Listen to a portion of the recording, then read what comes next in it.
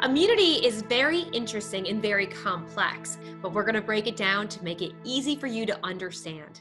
I'm going to start with a little analogy. Growing up in central New York, we used to go to the great New York State Fair every single summer, and we'd come home with a goldfish. It might sound weird, but it's going to make a lot of sense by the time that we end. So a goldfish needs 4 things to live. The first thing that it needs is fish food. So the fish food for the gut health is actually fiber. Think about in this digestive tract, there's 30 feet of digestive tract. And over this 30 feet, there's over 100 trillion bacterial cells. Now think about that fish food. The only thing that they eat is fiber-rich sources. Fiber comes from all different types of food, and there's insoluble, soluble, and resistant starch. You can find these fiber-rich sources from apples, from nuts, from whole grains, from fruits, and from vegetables. These foods contain fiber-rich sources, which are going to be your fish food for your gut bacteria. The second thing that the fish needs is hydration.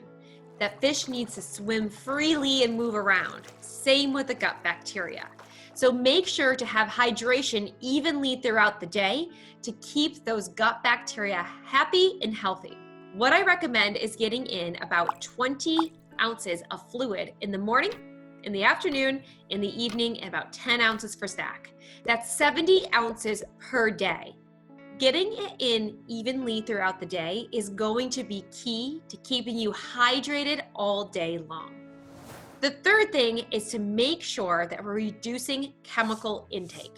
Now, the number one way I see chemicals coming into our diets is through our beverages.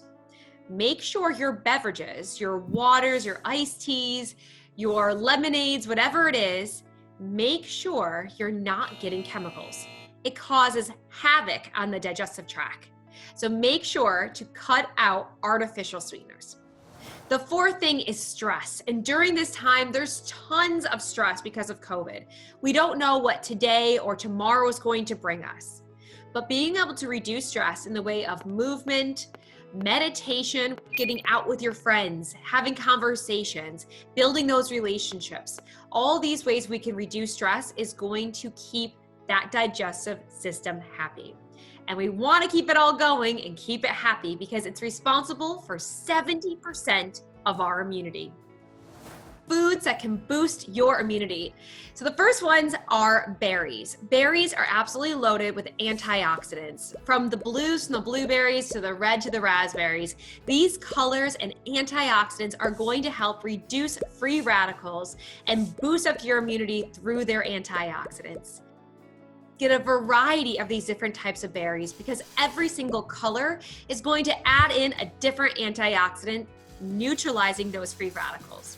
There's also foods like spinach and tomatoes, which add in our antioxidants called lycopene and leucine.